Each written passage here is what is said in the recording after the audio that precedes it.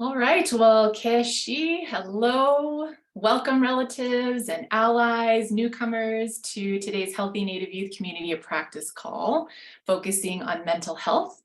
Mind for Health is power.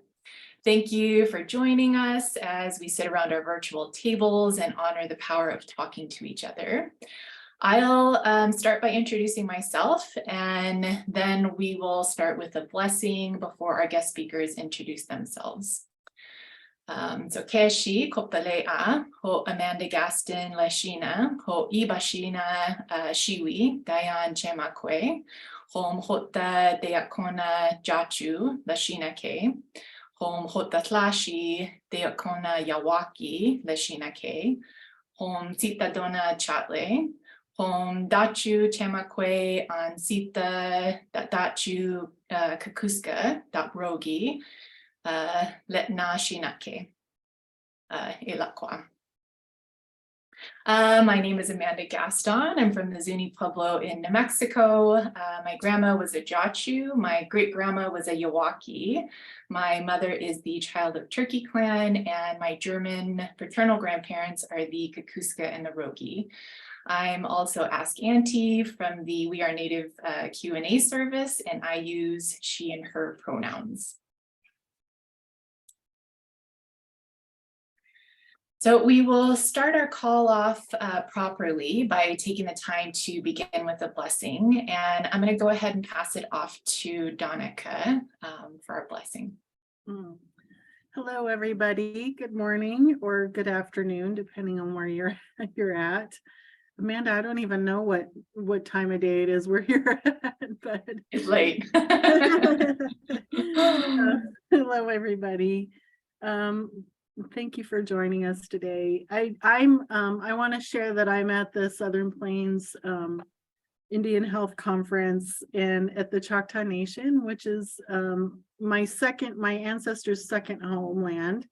And I'm just a few miles away from my great-grandmother's allotment. So I just want to acknowledge my ancestors and that we're on our second home. And just to honor and call them into this space today to help support us. But I want to just say a short blessing. We can just take a deep breath together and get grounded. Grandfather, grandmother, Great Spirit, bless each of us as we sit in council with each other. Humble spirits, intelligent minds, patient bodies together. As in all times when our people are threatened by earthquake, fire, winds, floods, and plague, our feelings can be willful and fretful. But this is a gift that makes life meaningful and rich. While we are here, let us be bathed in peace and flowing with calm. Let us trust each other and value our precious time because we know we strive for the betterment of all our people, for each other and ourselves. Bless and keep our family and friends safe and healthy. Give strength and hope to our first responders around the country. Give wisdom and clarity of purpose to all our leaders. Bring healing to all who suffer, especially the homeless, the inmates, and the abused. Protect and comfort all of the children across the world. Hear our prayers, all my relations.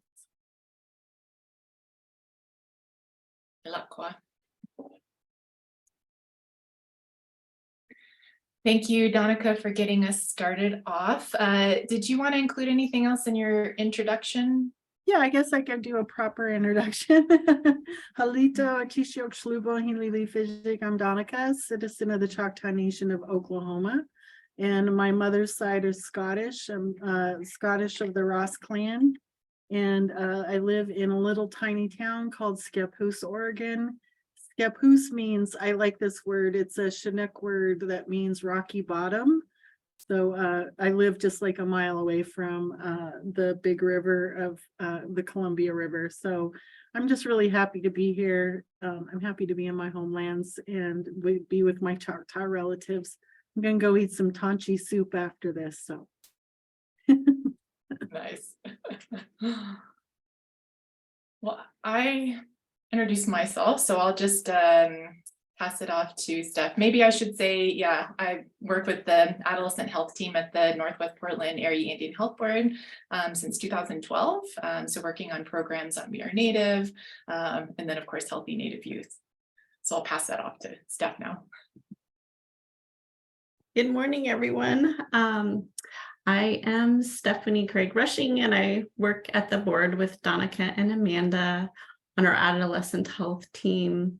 And I'm here today sort of representing our Thrive suicide prevention team and some of the work that they've been doing to promote mental health and wellness, sharing resources around 988 and the crisis text line. So I'm grateful to be here today. We're swinging between rain and snow and sun. It's a fretful spring here. Nice to see everyone. Thanks, Amanda. Well, thank you both for being here, and thank you everyone else for being here. A quick note for folks, this group in particular likes to have some good side combos in the chat feed. It's one of my favorite things about these calls, so please feel free to say hi to your relatives, use the time to do some networking with potential partners and support systems. This is a good place to take some healthy risks. We will open up the line a bit later for some discussion, and folks can unmute your lines then. We do have some really cool Indigi icons there. So if you see those at the top right corner of your slides, the male or female elder is us modeling a skill that you can then take back to your communities. The cedar hat is sharing a strategy. The multicolored corn is how we can think about being two-spirit LGBTQ inclusive. And then the medicine shaker is us sharing our experience and our knowledge with each other. And again, we want to welcome folks to the call. We're happy that you've taken the time to be here with us. We know that there's a lot of folks gathering in Oklahoma and in New Mexico, so we're happy that you're here. Just to get you comfortable in the chat, if you want to put in your name, your pronouns if you're comfortable, your tribe and or organization, and your role, and that way we can do a little networking. And we always like to know what you're hoping to learn from today's call. So if you want to put that in the chat feed too, that will kind of help guide this conversation today and make sure we're circling back to those things. And I'll move on while you're doing that, but I'd like to just take a brief moment to acknowledge the pivotal role that creating and maintaining safe spaces play when we're talking with youth and other adults around sensitive topics like mental health.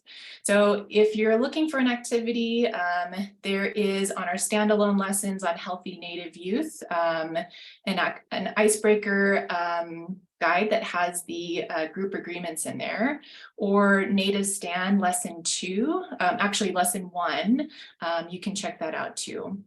So by having them visible in your virtual or in-person spaces helps to set the tone and remind folks that they've agreed to come to these spaces by being respectful and making them to be safe, helping them to be safe, I should say. And to start with the objectives, by the end of today's session, you will be able to address the effects of vicarious trauma and other skills to addressing self, community, and spiritual care.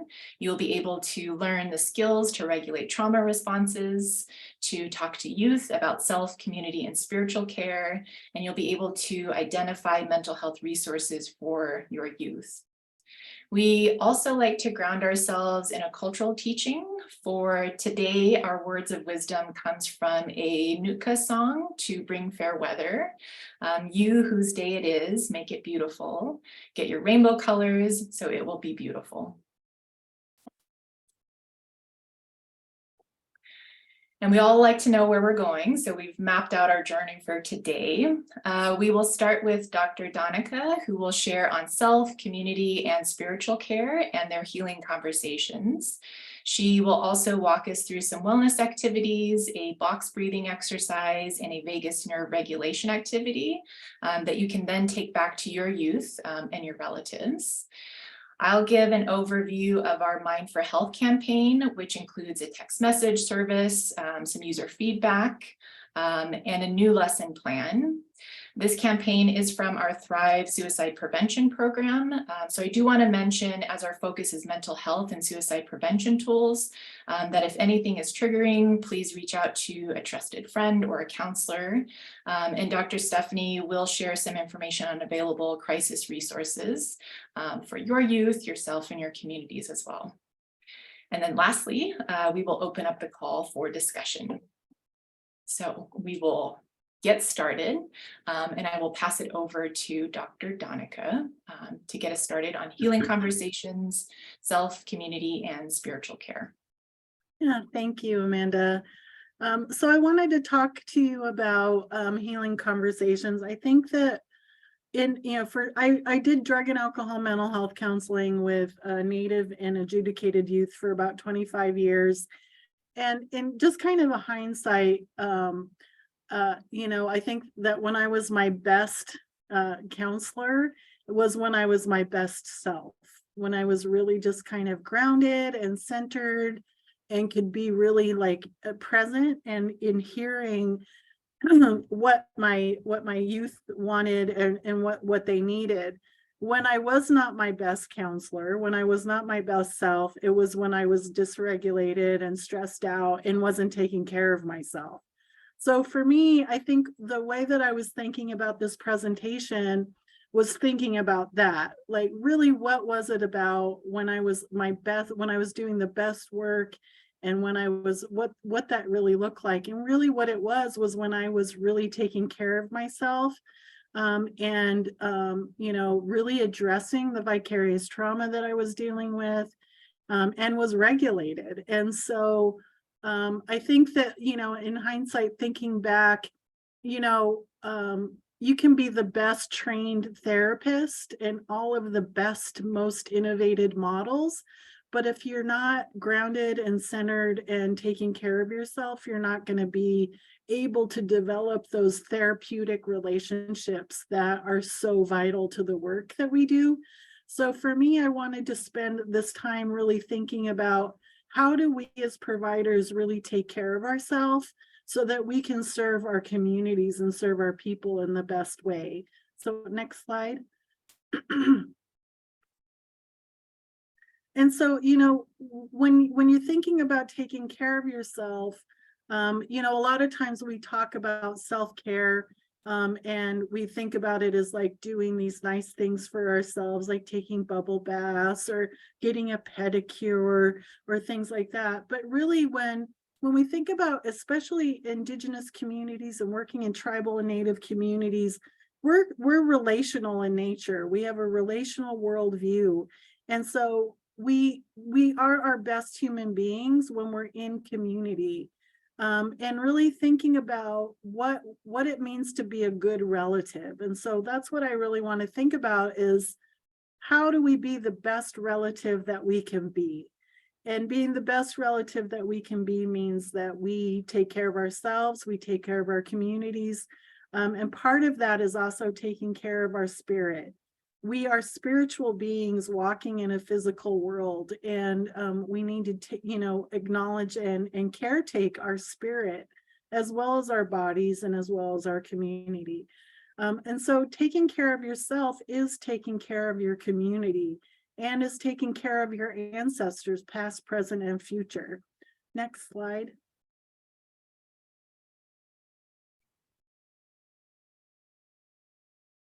And so, an important part of what we do is, and the reason we become care workers, whether we're social workers, mental health providers, doctors, whatever it is because we have this inherent desire to take care of people.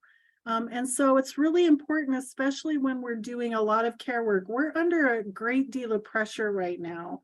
Especially right now, we're surviving multiple historical traumatic events. We have this pandemic, We have social uprisings, political uprisings, economic instability right now. And, my client, I teach a class at PSU, and my students are really stressed out, like more so than ever. And we're seeing an increase in suicide. We're seeing an increase in overdose deaths and overdoses, and people are really struggling and having a hard time. And then here we are as providers, we're dealing with the same issues that everybody else is dealing with, and then also having to be the care workers and the care providers. And so it's really important to honor your compassion. We came into this field because we wanted to take care of people. We wanted to create a better world and honor the vision that our ancestors had for us. And so it's really important to just remember that we also need care and compassion as well. Next slide.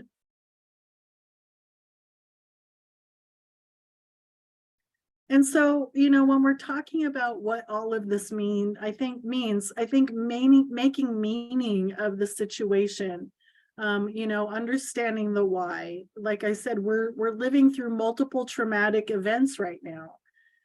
Literally, like in generations from now, scientists are going to be studying us and studying the effects of this pandemic, studying the effects of these other historical traumatic events. And so what we do know is that when we center ourselves in love and we center ourselves in compassion and in our humanity, we're able to better address and deal with trauma. And we also know that when we center love and compassion and humanity, it makes our brains more flexible and amenable to stressors in the long run.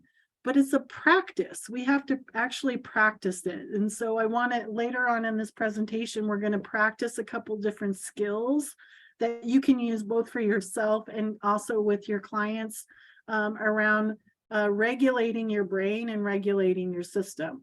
But I wish I thought about this. I just found this little video of the neurotransmitters of joy. And there's like this round ball, and then there's the little chemical, and it's like walking. It's really cute. But that's what we need, more of that. And those chemicals come through when we center love and compassion and we're regulated.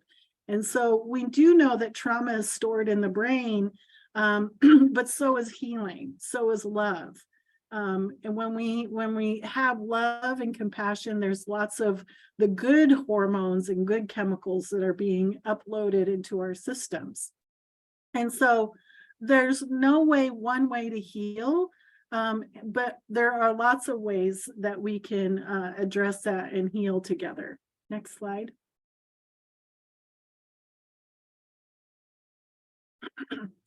So I want to talk a little bit about the difference between self, community, and spiritual care. I think there's this like movement of, these wellness movements, and, where people are doing yoga and meditation and mindfulness. And yes, that can be part of self-care, but self-care is actually can be challenging for some of us. For myself in particular, like I really struggled with taking care of myself. I was really kind of indoctrinated into this, like, you got to push and work and work and work and work and produce and, it was really hard for me to say, I need to slow down. I need to take care of myself and set up boundaries. It's really uncomfortable. And so part of it, again, it's a practice. So self-care is not just about, like I said, getting pedicures or doing bubble baths. It's going to therapy. It's doing the hard work to heal and move through some of our early childhood experiences. And community care is really focused on the collective. We are relational human beings, and in most Indigenous worldviews, we have a relational worldview. So it's important, and it's part of our community care is to take care of each other. I love taking care of children. It brings me so much joy. I love visiting with elders. It brings me so much happiness that I can like bring food to, my neighbor and, make sure that he's taken care of. And then vice versa. He takes care of me. He watches my house when I'm traveling, and he takes care of my home. And so when I come home, I know that I feel safe. And spiritual care is really utilizing the resources from our ancestors and those original instructions that were passed down, whether they be a spiritual connection, being in nature. When we think about spirituality, sometimes it gets very convoluted with like religion or structural religion. And for me, my definition of spirituality or spirit is our connection to something outside of ourselves. So that can be, your ancestors, it can be a god or multiple gods, it could be nature, but it's really whatever your relationship is with outside of yourself. And this really helps us to give us a sense of belonging and purpose. And the more connected we are, and the more belonging we have and the more purpose we have, the more grounded and centered we are, and the more healthy we can be in doing this work. Next slide. And so I want to go ahead and start with an exercise. And I love box breathing. I do box breathing all the time. There are lots of different ways that you can do box breathing. And this is just a gift that I like to use. But box breathing, a couple of things. It brings oxygen to your brain. So when you're stressed out, you're actually not breathing properly. And so there's literally like a deficit of oxygen in your brain. So it brings up oxygen to your brain, but then it also stabilizes your parasympathetic nervous system. And so box breathing, even if you just do a minute of box breathing a day, it'll help you become regulated and help you be able to manage things in a lot better way. It also makes your brain more flexible and more resistant to stress. So if you practice it every day, your brain becomes more resistant to stress and trauma. So we're going to go ahead and practice this just for a little bit, maybe not even a minute. But so we want to go ahead and inhale and then exhale. And then when the prompt comes up again, we're going to exhale through your mouth. Inhale.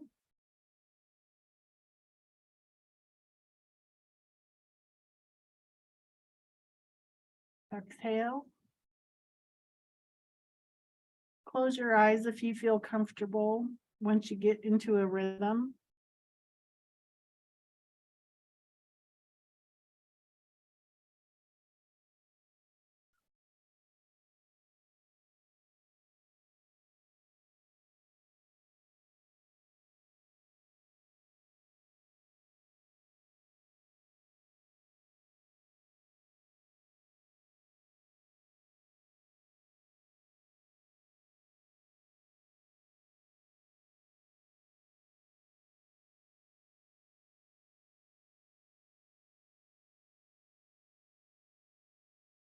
So with this, you can hold it, and the point is to exhale and inhale and hold at the same rate. So whether it's 4 counts or 6 counts, but you exhale for one rate, whether it's 4 or 6 counts, inhale and then hold for the same. And like I said, this helps kind of regulate your parasympathetic nervous system. It brings oxygen to your brain. And I already feel a little bit more relaxed from doing this. And so with clients, if you have someone who's really dysregulated, like they're just really having a hard time, what I would do is I would ask for consent. It seems like you're pretty dysregulated. Would you like to do some breathing exercises to get regulated? And if they say no, this is the really amazing thing about the brain, is that we mirror each other. So if they say no, you can say, okay, if you just start breathing like slowly and intentionally, they're going to mirror you. And so they're going to regulate, self-regulate, and then you can maybe revisit and doing some box breathing. That's one of the most, I just think, I love the brain. It's just like so amazing that we do these things. And so this is a good exercise to do for yourself. And I try to do it throughout the day just to become regulated and bring oxygen to the brain. A lot of times I forget, but that's okay too. But if we could go to the next slide, Amanda. And so I think I like this this quote from Audre Lorde. And if you go to the Audre Lorde Project, they have a lot of community kind of care assessments or mapping tools that you can look at. And so, you know, what we do know is that the more support people have, and the more connected they are to their community, the better off that they are. And so like in drug and alcohol treatment, a big part of doing a relapse prevention plan is identifying who your client's support network is. That's community care. When you're feeling like you're going to relapse, who are you going to call? We're going to identify 3 people. We're going to put their phone numbers in your phone, and we're going to do some role playing so you could practice what you need to say if you feel like you're going to relapse. That's community care. But in the society, in the Western world, we really have been kind of almost indoctrinated into this idea that we have to produce, we have to, work and do and consume. And so, we're very much isolated in this society. And so Audre Lorde, I like this quote because for me, when I was doing starting a practice of self-care, I really felt selfish. Like, how dare I take time for myself? Oh my God, I need a nap. I can't take a nap. I'm an adult. Only children take naps. There's this idea that if you're taking care of yourself, somehow you're selfish and that it's self-indulgent. But the reality of it is that self-care is a political act. When we take care of ourselves and we're really grounded and healthy, it's a form of resistance. And so I like to just think about my afternoon naps now as a form of resistance. It's my political protest. So I'm going to take a nap and take care of myself. Yeah, well, I'm Doug, yes. I'm moving into that area, so I like my little 20-minute 4 o'clock nap. Next slide. But I think a lot of times, in this wellness movement era, that it's perceived as it's got to be fun, and self-care is not always fun. We need to, sometimes we need to go on medication. Sometimes we need to go to therapy. Sometimes we need set boundaries with people, and that's really uncomfortable for a lot of us, especially care providers. To set boundaries and maybe even cut people out of your life who are creating harm. That's all self-care. And that's hard work. It's not always bubble baths and pedicures. And so drinking water, eating well, exercising, learning your language, what I love being at in native conferences is that everyone's introducing themselves in their own languages, and it's every day is started off with a prayer, and all of those things are part of this self-care community movement. Next slide.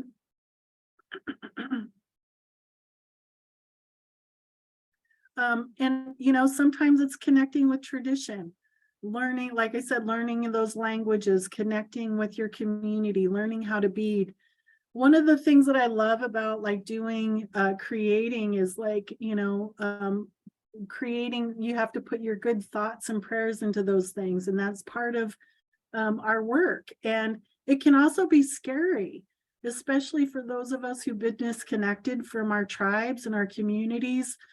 How do we ask for help? How do we do it in a respectful way? Am I appropriating? Am I good enough to be able to be part of these, this community? And so that's, I think, an important part of it too, is that it's also can be uncomfortable to like understand and reach out to your community and your traditions, because you don't want to make a mistake and you don't want to be disrespectful. But it's, excuse me, it's important to connect to tradition. Next slide.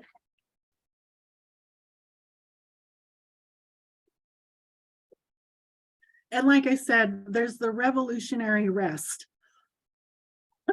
You know, in our traditions, we have times for rest. We're now coming out of our winter. And in the Pacific Northwest, Stephanie had mentioned, you know, Mother Nature's kind of holding on to her downtime, to her winter time. She's not given up the spring yet. And maybe it's because she's tired and needs to rest. And so that's a lesson that we maybe need to learn from her. I know that when I was home last weekend and I was like, I want to get in the garden and I want to work. And it was just like torrentially raining and I was forced to like not be in the garden, but it was just what I needed. I needed that rest. But we can learn lessons from the seasons, you know. Winters teaches us about rest. It teaches us about, this is when we tell our stories. This is a time of dreaming and visioning, a time for being with our ancestors. But we also have these, you know, we have the seasons which kind of ebb and flow, but we have our daily seasons, you know, like, you know, we have times where, you know, we have more hormones that keep us active and engaged. And, you know, for me, it's around 3 or 4 o'clock, my hormones start going down, and that's when I need my revolutionary nap. You know, but getting back into the rhythm of these things, and rest is revolutionary. It is important because in this society we're taught to go and produce, and it is important for us to rest and take that time. Next slide.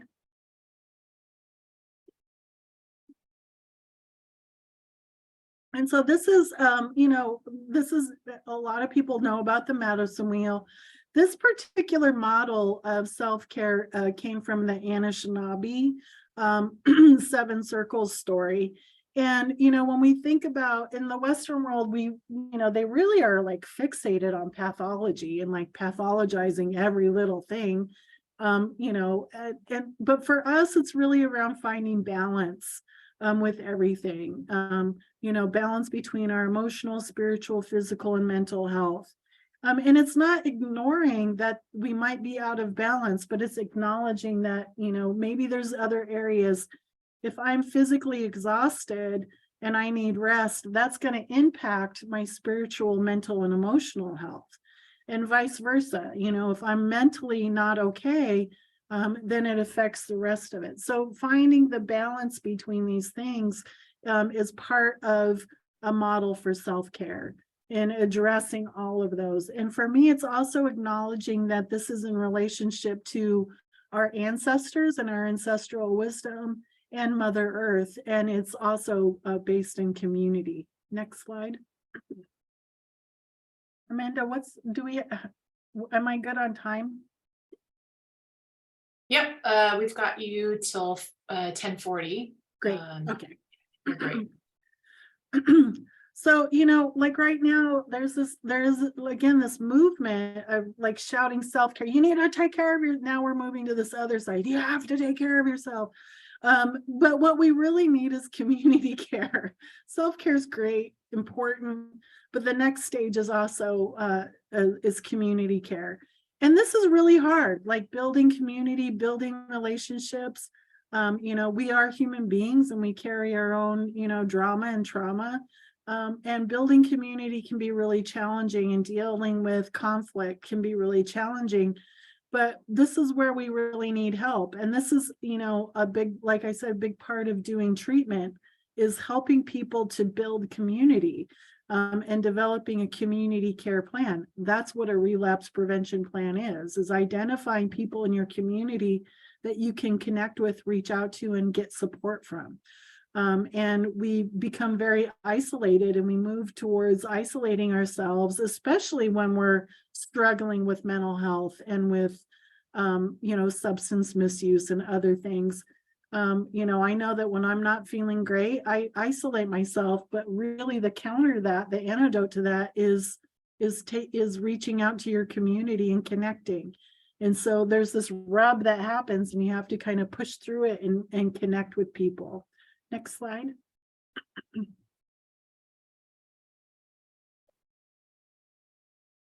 So when we talk about healing too, we have to acknowledge that we have a past, and as Native people in particular, we continue to be impacted by historical and intergenerational trauma, and so we have to address it.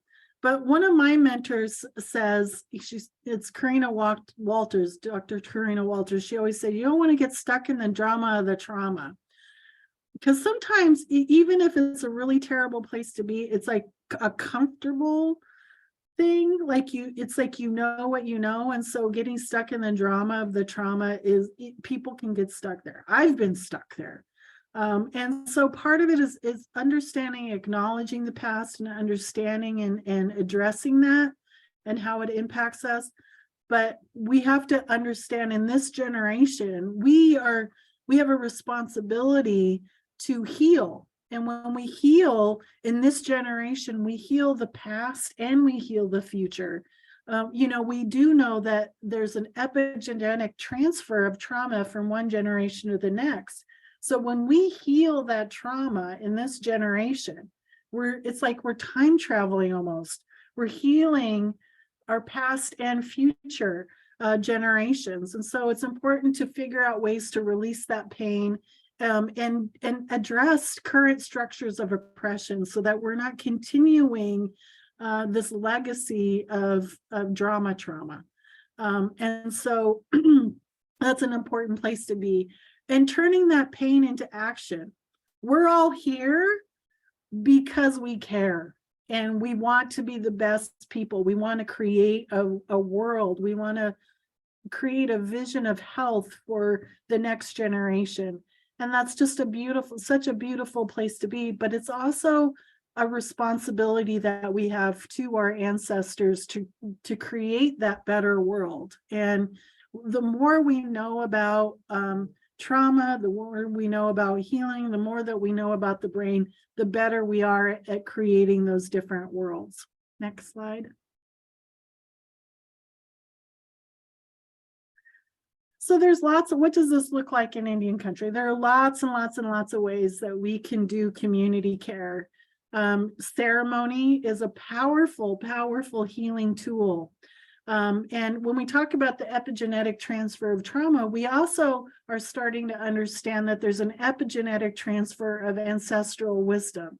And how do we access that ancestral wisdom? Is through ceremony, through ritual, mindfulness, meditation, whatever you want to call it. But that ceremony, when we get silent, we can hear what those messages from our ancestors are. We could do listening and talking circles. I've been involved in some talking circles that were so powerful, where we just, it was so cathartic to just have people share their story and have people listen to my story. And doing mutual aid and developing alternative economies. One of the things that I saw during COVID was just an amazing kind of mutual aid movement across Indian country where communities were just, okay, we're going to take care of each other. We're going to chop firewood for our elders. We're going to bring food. We're going to bring, PPE. We're going to take care of our communities. And it was really amazing to watch and to see that. And then, being involved in our land and taking care of our land and, land and water defense movements. And I know that there are people in this circle that have done that work. And that's an important part of what we do. And just being involved in, your cultural gatherings and events. Next slide. And like I mentioned before, there's an epidemic of loneliness, and the COVID pandemic has exacerbated that. And so, we are lonely, and But what we need to do to address that is develop community and a sense of survivance, of moving beyond this like pure survival energy. And belonging is healing. When we're connected to our community, to our culture, to other people, and we feel a sense of belonging, that can be healing for us. Next slide.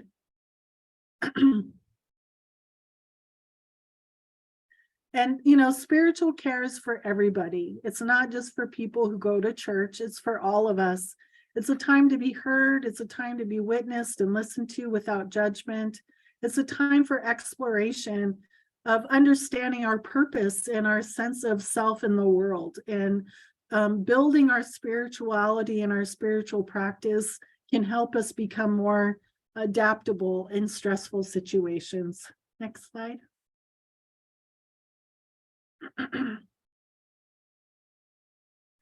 And so here's a couple, some examples of spiritual care tools.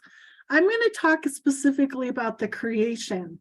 I think this is an important aspect of it. And I really wish someone would do a study on this.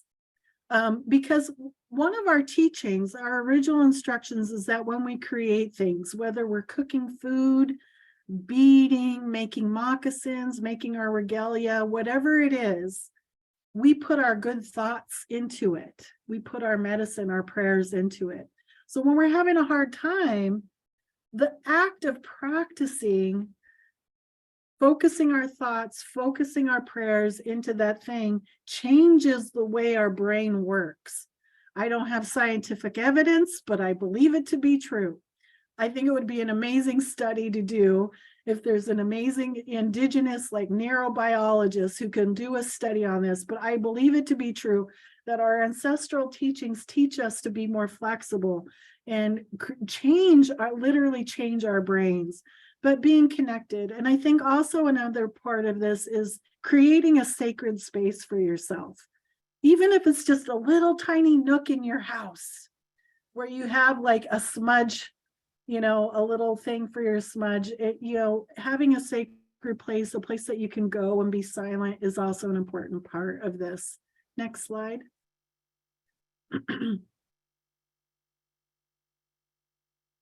We don't have time to go through this, but there's a video, and Amanda, if you could put the link into the chat. This is a really good way to, the vagus nerve is the nerve, it goes all the way through your body, excuse me, and regulates your system. And you can actually, there's some activities that you can do to regulate your vagus nerve.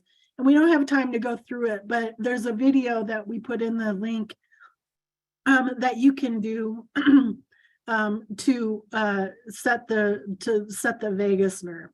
But with that, I hope that you were able to gain some skills and also do some self-care in this moment. And so thank you for your time, and I appreciate you.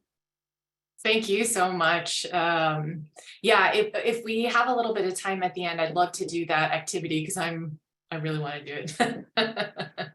But Jane put that in the chat for folks to open up, and you can put that in your browser or save that for later. But thank you so much for kind of setting the stage for us. Yeah, lots of good comments in the chat feed. And if you have any questions or comments, put those in the chat feed now, and we can save those for the end too. So Danica covered objectives 1 through 3, so addressing the effects of vicarious trauma and offering skills to address self, community, and spiritual care, learning some skills to regulate trauma responses, and then talking to youth about self, community, and spiritual care. And we're going to continue on that vein, but also talking about identifying mental health resources for youth. So we'll talk about Mind4Health, which is our text messaging service for caring adults, to nurture conversations to build our mental health together. And I'm going to start by playing the promo video. It'll probably do a better job than I will. And just see if you can maybe recognize the voice here. Halito Atishiok Shalubo Ahili Fijik. My name is Danica, and I'm a citizen of the Choctaw Nation of Oklahoma, and I use she, her pronouns. It's great to meet you. I'm a behavioral health specialist, and I work with Native youth and adults to build their mental wellness so that we can thrive in the modern world. Mind4Health is a text message service for parents and caregivers of Native youth to help nurture conversations to build our mental health together. Messages will offer tips and tools to help you talk with your youth about mental health and wellness, and how you can model self-care and share mental health resources when needed. We'll walk you through 3 steps to help fill your mental health toolbox. This includes respond, heal, and grow. In the respond phase, you'll learn how to support youth with their mental health. In the heal and grow phases, we'll use our Indigenous lenses to put things into context, and I will be sharing tips and tools to support your own mental health. Through this series, I'll share inspirational messages from your relatives so you know you're not alone. If you want to join the party, sign up by texting Mind4Health to 65664. You can expect to get a text message every week, and I hope you have a great day, and I'll see you soon. Anybody recognize the voice? We had to pull Danica in for that for sure. So from the promo video, you may have noted that some of the messages come from your relatives, and we have a guide, Dr. Danica, that walks folks through the messages to help build your mental health toolbox. This by no means is an accident. We built the series on the circles of support model, which is the premise for a lot of the work that we do in adolescent health. It's based off of the socio-ecological models, which is a framework for prevention, and sociocultural development models. So how our cultural beliefs and attitudes shape how we learn, and how we're heavily influenced by our inner and outer circles, which both intersect and affect the health of each other, therefore affecting the health of our youth. Folks are likely familiar with using the circle as a framework for a lot of the work that we do. It is a well-known piece of our culture that is often joined and intersects other circles, like the Olympic rings tell a story. I always like the saying that there are no straight lines in nature, and so we follow that approach here. So the text message series is broken down into 3 parts: the respond, heal, and grow phase. The majority of the messages are front-loaded in this respond phase, which was primarily designed to help build skills around how to support youth with their mental health, including 3 simple steps for letting youth know that you are an askable adult that can walk them through tough times and connect them to support. Those 3 steps are: 1, to start the conversation; step 2, to listen and ask questions; and then step 3, connect to support. And I'll play that video for you shortly that puts all of those steps together for folks. We used our Indigenous lens on the heal and grow phases. So both of them focus on breaking the cycles of historical trauma from colonialism, genocide, forced assimilation, and lateral oppression, amongst other vicarious traumas, all of those heavy words. We try to redirect to examples from our long history of solid support systems that have kept us in harmony with ourselves, our relatives, our Mother Earth, and our Creator. And as always, I love the saying of our dear friend Jolene Joseph from the Native Wellness Institute: the answer to trauma is healing.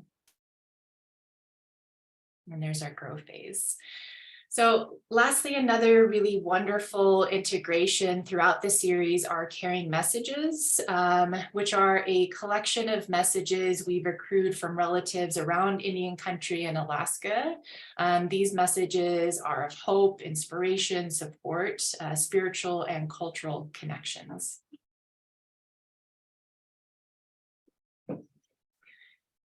We are a group who does a lot.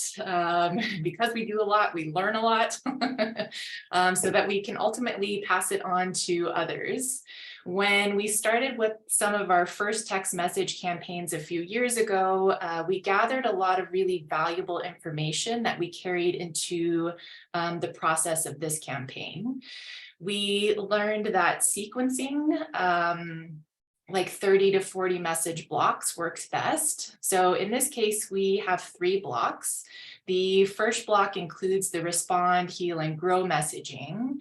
And the second and third blocks are caring messages. We also learned that you need to front load your messaging because folks tend to taper off and engage less at the end of the blocks. And to keep it engaging, we rotate between call to action messages and normal messages. So call to action are anything that involves engagement, like clicking on video links or articles or typing reply to self-efficacy questions or maybe more for other text messaging series. And the normal messages are those that don't ask for any engagement, like the neutral caring messages. We also include graphics that help with the spacing and delivery. We have a halftime break. We also include monitoring messages, as well as transition graphics that help folks know which phase they're in. So if they're in the respond, heal, or grow phases. And I mentioned earlier the 3 specific steps for helping support youth when they've seen something concerning online. So to start the convo, to listen and ask questions, and then to connect to support. So I'm going to play that video so you can see what that looks like, and is from the text message series. Step 1, start the combo. Hi, my name is Tommy. It's great to meet you. I am Burns Paiute in Ogallala, Lakota, and I work with Native youth. I use he, him pronouns. One of the first steps caring adults can take to support youth's mental health is to create safe environments where youth feel comfortable talking about mental health. Remind youth that mental health, just like physical health and spiritual health, exists on a spectrum. When we are balanced, we are able to focus on life goals. Mental health, like all aspects of our wellness, takes regular practice. Let youth know you are an adult they can turn to. Nurturing supportive conversations about stress, anxiety, depression, substance misuse, and thoughts of self-harm can help save lives. Hey, how's it going? Yeah, good, Hey, I've been meaning to talk to you about something. Sure, what's up? I just want to let you know that I'm here for you if you ever want to talk about anything, big or small, whether it's stress, depression, substance misuse, thoughts of self-harm, for yourself or a friend. Same goes if you see anything online that makes you worried about someone you know. I'm here for you. Bringing up conversations about mental health might seem awkward at first, but let youth know that they can turn to you when they need your help or guidance. Just be there. The second step to starting the combo is to listen and ask questions. Hey guys, it's Tommy again. The second step to support dialogue and connect youth to additional support when needed, listen carefully and ask questions. If you ever see something online that makes you worried about someone, like changes in behavior, depression, thoughts of self-harm, I'm here for you and your friends. I see stuff all the time. What am I gonna do? Exactly what you're doing now, talking to me. So what have you seen? Well, my cuz was posting things like FML. I can't do this anymore. Lately, he's been posting pics of guns and beer cans. When I asked him about it, he said he was just quoting song lyrics. Thank you for telling me. That's definitely concerning and out of character. How are you feeling about it? Honestly, I'm pretty freaked out. I don't know what to do. Well, you've done the right thing by telling me. Now let's come up with a plan. How well do you know them? Have you said or done anything in response to their posts yet? Do you know any adults they trust who could help them, like a parent or coach? You gave me enough information to follow up with their coach. I won't mention your name. I'll take it from here. You did a great job. Be clear about how you will follow up and whether you can ensure confidentiality, particularly if you are a mandated reporter. Reassure the youth who came up to you that you will take it from here. I'm giving you a huge pat on the back for growing your mental health toolbox. You got this.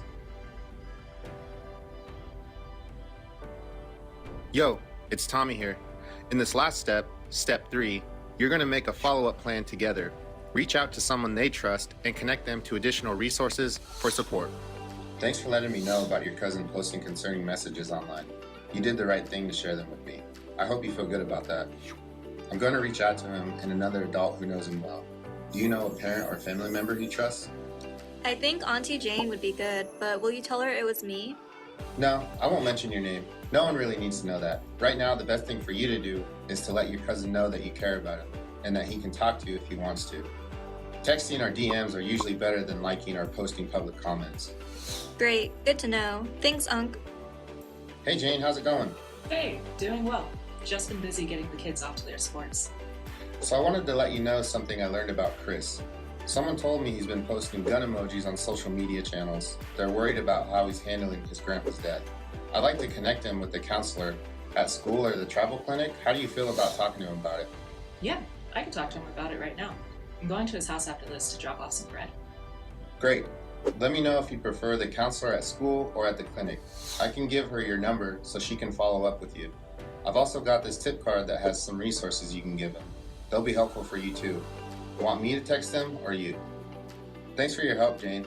I know we both want Chris to get the love and support he needs right now. Yeah, no, thanks for letting me know. Cool, I appreciate you. Ooh, give yourself a pat on the back. You let youth in your life know that they can talk to you about mental health or if they see something concerning online. You made them feel safe and validated their concern by listening carefully and asking questions. And then you took the biggest step of all, connected the youth you were worried about and the youth who reached out to you to additional support. I'm super proud of you, and remember, you are loved, you are appreciated, you matter. Text Mind4Health to 65664 to help nurture combos with youth to build our mental health together.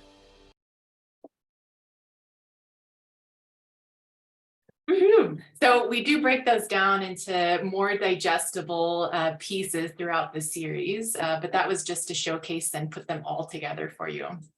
So I'm going to very quickly move through our new standalone lesson. It's under, and we'll put the link in the chat feed too. But this is a really nice activity that you can use with youth.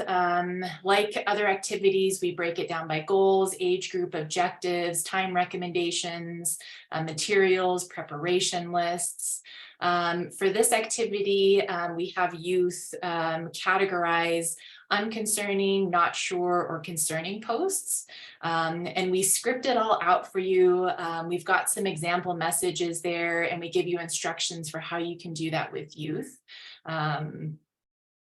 There's a really impactful and powerful story in the original Responding to Concerning Posts on Social Media training. And we are currently updating that training, so stay tuned for that.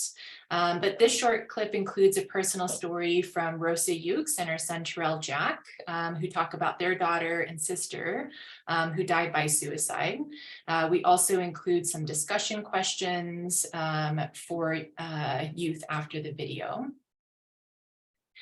And then we also include an activity where youth can actually practice in real time using the 3 steps. For the youth steps, they are to talk, share, and support. So they've got this handout here. And then if you haven't used snowball activities, they're a really wonderful way to have youth talk about sensitive topics without them being identified or putting them out there, maybe in a space where they don't feel comfortable. So in this activity, youth are given the top half of the paper and they're asked to write down an example of a concerning message.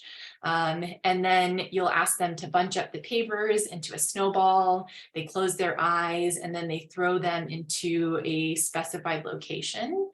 And then you ask them to open their eyes, they pick up the snowball closest to them, they read the concerning post, and then they practice. They write down what they could say to the person who wrote the message, who they could share that message with, and then how they could support that person with resources.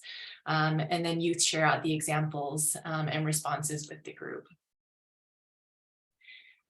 And then the facilitator closes out the lesson with a journal activity, reflecting on learning, and then a reminder that they are a person that youth can come to if needed. And they're given this youth support resource page seen here that they can either keep for themselves or share with youth. And I'm going to buzz through these so that we have enough time for Steph to share out some crisis resources. But we will share out the slides so that you can look those over too. But lots of positive feedback from folks who have gone through the pre and post surveys for using the Mind4Health text message service. So Steph, I'll go ahead and pass it over to you. Thanks, Amanda. I haven't seen the videos in a while. It was really fun to see them again and hear Danica and Tommy's voices. Jane. We forgot to sort of include in the slide deck, but we do offer, when we're promoting the Mind4Health service, Amazon gift cards for 2 lucky winners. So if anyone signs up today for the text message service, we'll pull 2 lucky winners at the end of the day and send you Amazon gift cards for signing up today. But I'm really excited to talk a little bit about some of the resources that are available now nationwide to support young folks who are needing mental health support. When we started this work, a good decade ago, there weren't any national resources that were, specifically sort of youth friendly. And so anytime we saw a concerning message come in through We Are Natives channels, we had to do Google searching and other sorts of attempts to connect youth to resources that were existing in their local communities. So the fact that we have all of these resources now to help connect folks to is really exciting and a good option that we have that we didn't have before. So the first that we're sharing is 988, which is the new 3-digit mental health support. And hopefully folks have seen information out on your social media channels if you follow social media, but there has been a lot of promotion of this new mental health. You can think of sort of police, fire, and emergency as 911, but if it's around a mental health crisis, you can dial 988. And it's relatively new, but already, if you go to the next slide, we've had over 10 million folks engage with the text messaging service, which is really incredible in a very short amount of time. Those local responders are really trained to de-escalate any crisis that folks are experiencing and really support and bring folks to resources that are in their local community. So it's really exciting to have 988 as an option now. Next slide.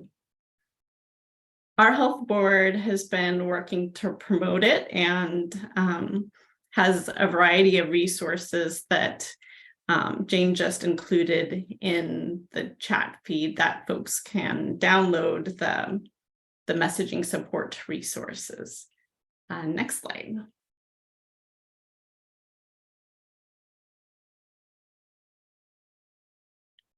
So our Thrive project put together some sort of native specific messages that are accessible through the links. There are also national social media posts that you can access and share.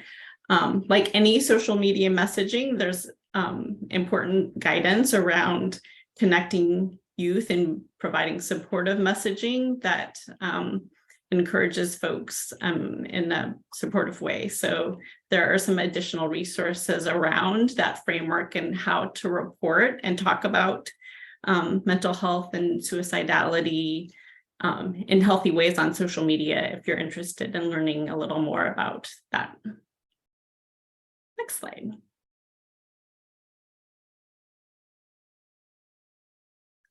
The other resource that is now available for folks in Washington State is a Native and Strong lifeline. And this is really an exciting example of how a state worked together to bring Native counselors into that text message and crisis response team. So all of the folks that are triaged in Washington State to the Native and Strong Lifeline will receive care from Native folks in Washington, and include traditional healing practices in the conversation for folks that are wanting to get mental health supports in that way.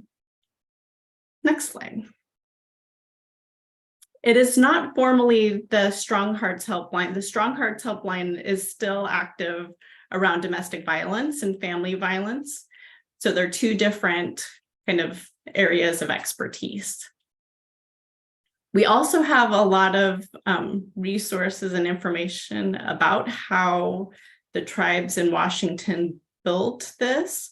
So if you're interested at all in sort of using them as a model in the state that you're in to create a network of Native crisis counselors, we're happy to connect you to learn a little more about how they did that. Next slide.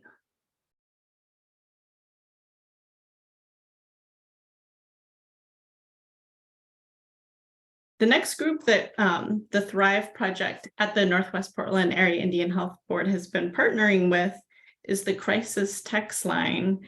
They've been up and running a little bit longer than the 988 numbers, so they have a little more data on the types of interactions, but most of it's primarily via text message, so it's definitely a mode of support that young folks are perhaps more interested in finding support through text messaging than good old phone calls and hotlines.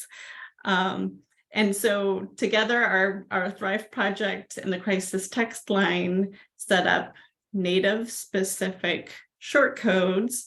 So if you text Native or if you text Indigenous, those two short codes get you into their text messaging service, and it also feeds some data back to us about the types of interactions and support that folks are getting. And it's also available nationwide. Next slide.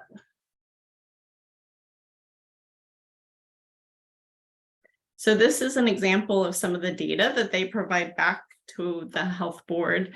It's all anonymous, so we can't see who asked the question, but they share information about the age range and the type of conversations that folks are having and needing support around. It helps guide the messaging that we're putting out on We Are Natives channels. And it's just really lovely feedback from folks that have used it. Kind of like Mind4Health, just sort of acknowledging the support that they found from that interaction and connecting folks to resources in their own communities and building their own community network to support them through that hard time. Next slide. So the final offering that I'll talk a little bit about is the youth line. And similar to the others, this one is more focused on peer-to-peer support. So all of the youth that are involved in this are trained to do peer counseling, and the anyone who's requesting support through that chat line will get support from a peer that has gone through a similar situation. So this is kind of a newly developed program, and they're growing their cohort of youth peer counselors. And next slide. We know of at least one example. The Warm Springs tribe is also building a network of youth peers using this model too. So we'll have some tribes that are doing peer-to-peer support and counseling very soon, which is exciting to see all the growth that is happening in this space, supporting folks through hard times. Next slide. The challenge in this, though, we acknowledge is it's sometimes hard to distinguish, like, which one should I be referring folks to, or how do I know which one is best for my situation? So this is Malia, our Thrive Suicide Prevention Coordinator, and she put together a little side-by-side that we can share too, that offers a little bit of distinction between each of the campaigns and how best to use them and share them with youth. So we'll make sure folks have this after the call too. We've put it on We Are Natives social media channels, so you might also see it kind of in our social feeds as well. I think that's it. Sorry, Steph, do we have that on the website somewhere or anywhere that we can put a link in, or maybe we can think about? Yeah, I don't think we do right now, but that's a good idea. And we'll share the slides out with folks too. So you've got those after the call too. Well, thanks, Steph, so much. Yeah, for sharing all those great resources for folks. And we've got some time. So if folks have been thinking about something or you want to ask a question, you're in a safe space. You've got all your relatives here to help and support you. So if you want to unmute your line, we can take a few questions or comments before we close this out. Good afternoon. Good afternoon. Yeah. Yep, we can hear you. My name is Marquis Lemire.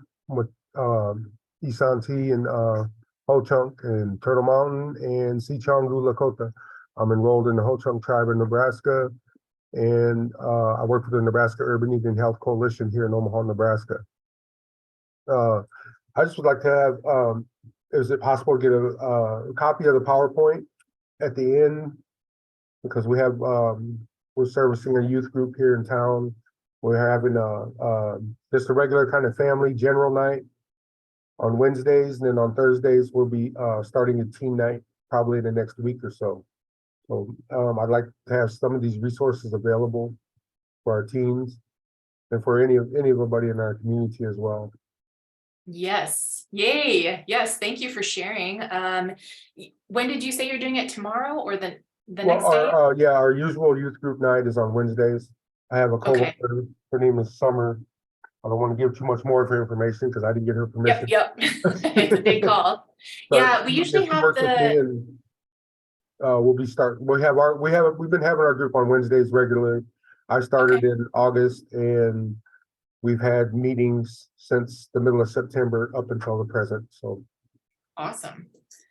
Well, yes, we'll definitely share out the slides, and then we are recording the session too. And we usually have that up by Monday, probably. I don't want to overpromise. okay. So you'll have it for your next Wednesday call. But if you do need it before, you can private message me in the chat your email.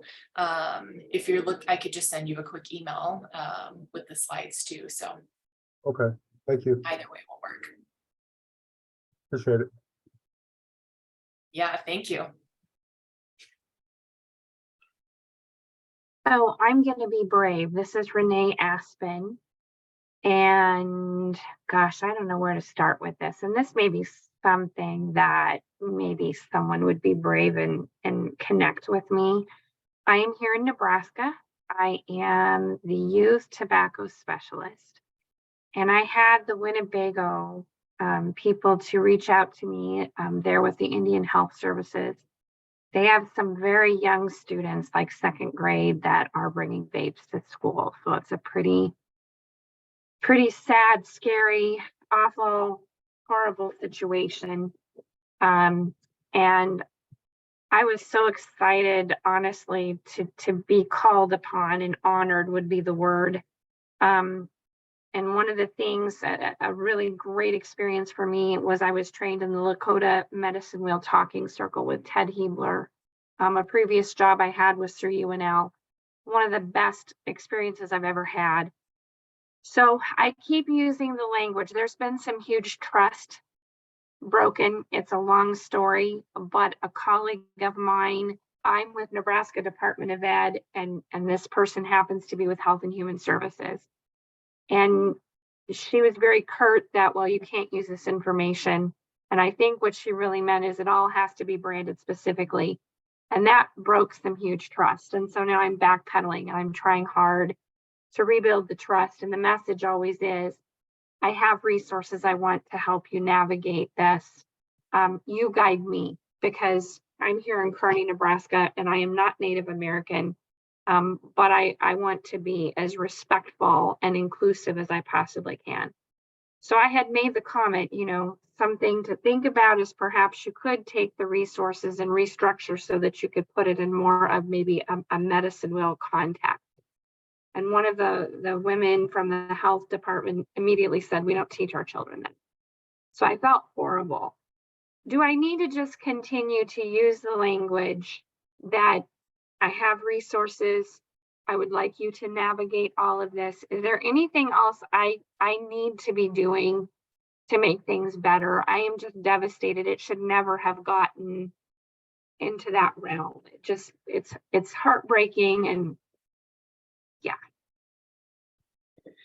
Yeah, there seems to be a couple steps back and forward, and that's just it's something we tend to have to navigate through.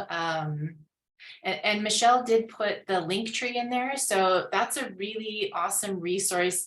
And actually, in a couple slides here, I'll share it. And if you have your phone, there's a QR code on the slide, and I'll just pull that up now. But you can have that on your phone. Also, if you want to put some of the resources like the 988, if that's not off the top of your head, you can save that to your phone. But that's something that is easy to share with youth. And let me just pull it up now as we're talking about that. Yeah, so this youth support page, it breaks it down into categories. So it's kind of an easy access. It's also digital too. So we've got that, maybe someone can put that in the chat feed as well. But this could be shared out digitally. So when you click on the icons, there's also hyperlinks in there. That's easy access to the resources as well. And the Thrive tree, or the link tree, sorry. Link tree is another really great tool where you can put all of your resources in one page. But this is our Thrive suicide prevention link tree. So you've got the safety plan, you've got that youth resource doc that I just shared, all these other really wonderful resources too. So if you want to take your phone out and just scan it over that QR code, then you've got that saved. And a little tip too for anyone that doesn't know this, if you're an Apple iPhone user, if you hit the share button and scroll down, now I've got it on my homepage, and I appreciate that. Yes, so perfect.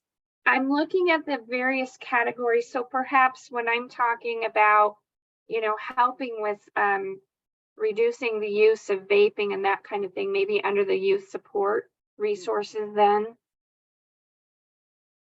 Yeah, and we can dig around too. We've got some resources on the Healthy Native Youth website. And Steph, you can correct me if I'm wrong, but under the standalone lessons, I think there's a sacred tobacco toolkit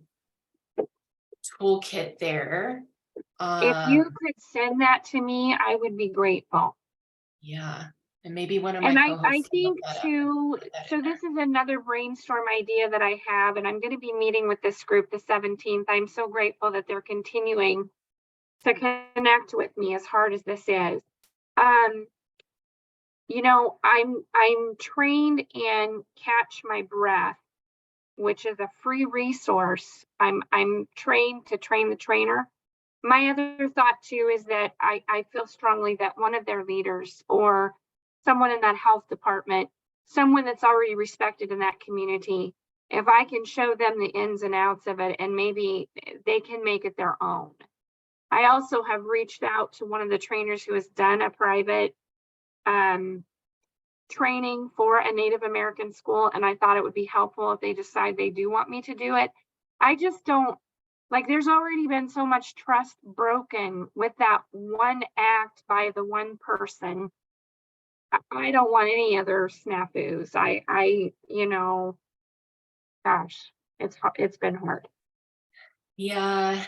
And I know, yeah, Danica shared a story similarly, yeah, not long ago with the team too. And Danica, I don't know if you want to jump in and share a little encouragement to Renee. Yeah, it is very challenging, and I'm losing my voice, so I'll try to keep it short.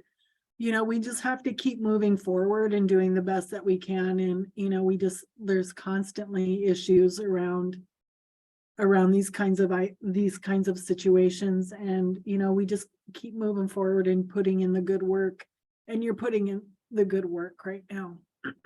Thank you. I appreciate that.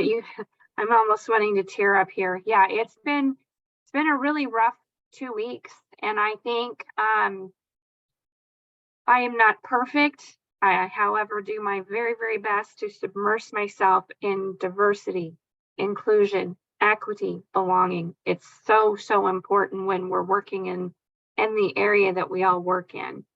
And I want to just march to her office and say, okay, you need to submerge yourself in some diversity. And I'm just appalled that that person is in the position of leadership that she's in. And it was just the wrong thing to do. And I'm thinking, if you're doing that here, how many other people have you offended? And now's not the time for that in our world. We need to come together and stop being so hateful and divisive. Yeah. And there's some encouragement in the chat for you as well too, Renee. And Pam, I really wish, yeah, I think that-that's just so important. What I have done on a personal level is I have reached out, I spent 16 years in the world of nutrition and physical activity as the education piece to food stamps or SNAP. And along the way, I have a WIC mom that is now my friend, and I think that's really amazing. And she is Lakota. And so I reached out to her, and she has even said, if this continues to be rocky, I would be more than happy to let the leaders know who you are and that you're a good person, and that, you can be trusted. And that really filled my cup. And then I did also reach out to the trainer, Ted Hebler with UNL, and kind of bounce some things off of him. And the main thing he came back with was, you just need to continue to let them know, I have resources. They are yours to navigate. I am here to serve, and continue to apologize, and just keep moving forward. So that's what I'm trying to do. Yes.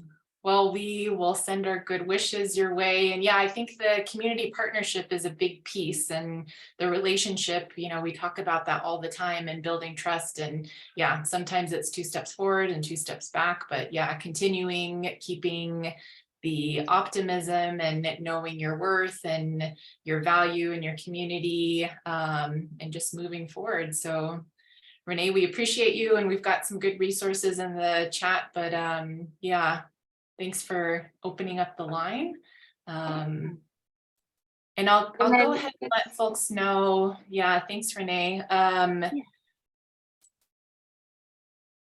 Just a couple of resources. If you haven't checked out I Know Mine, that's for Alaska Native youth.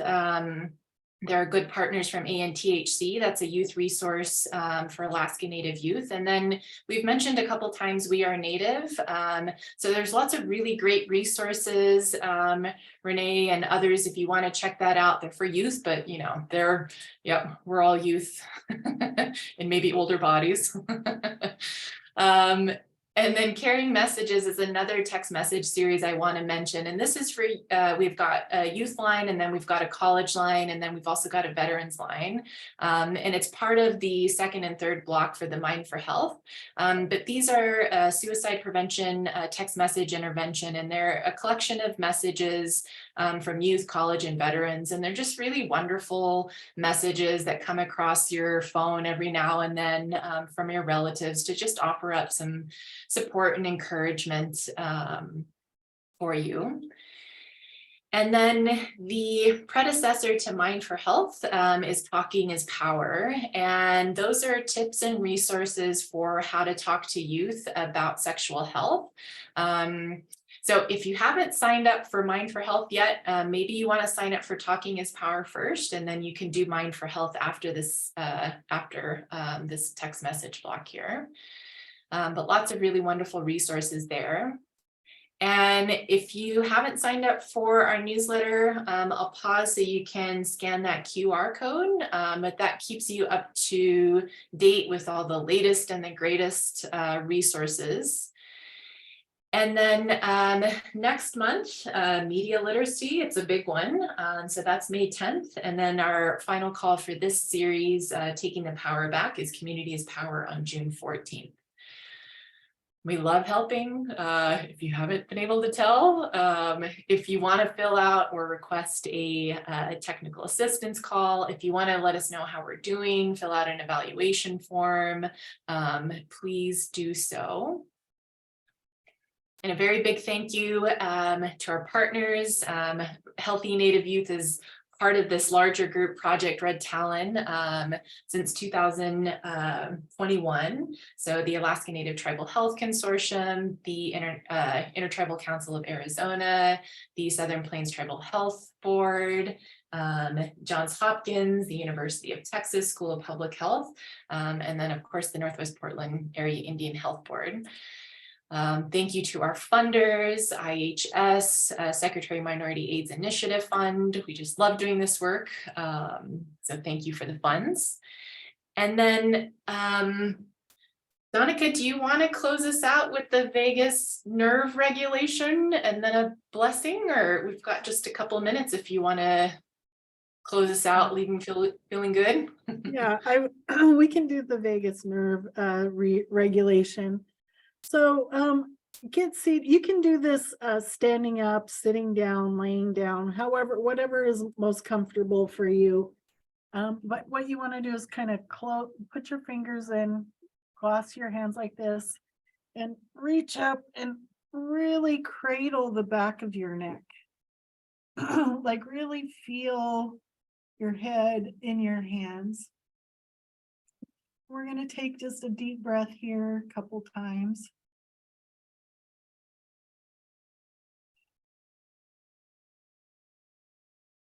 And you're just going to move your eyes. No, don't move your head, but go to the right. Just move your eyes and really look like you're really trying to look at your elbow over there. And sometimes you're going to have a response, like a physical response, like a yawn or a sigh or a deep breath, and just hold that for about 30 seconds to a minute. If you don't have a response, that's okay too. Take another deep breath and then move your eyes forward. Get settled in again. Take another deep breath in. And look to the other side. Really look like you're really trying to look at your elbow.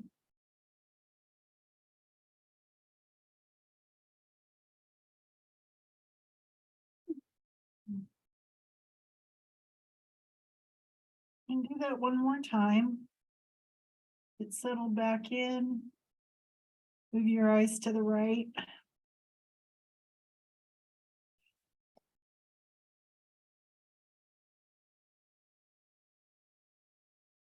Hold it. And go ahead and go to center. Look to the left.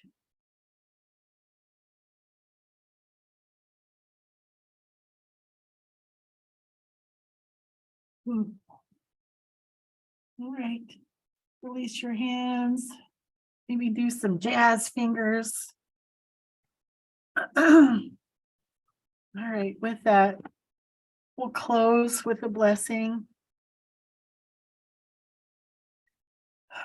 Grandfather, grandmother, all relations in between, Great Spirit. Thank you for bringing us here today and opening us up to new knowledge. Thank you for guiding us so that we can help serve the people. We hope that the participants gain some new self-care today and gain some new insight. I hope you carry a strong prayer and a good spirit in your heart today as you journey through your day. Please guide and protect the people. Bring solace to their hearts. Bring peace to their day. All my relations.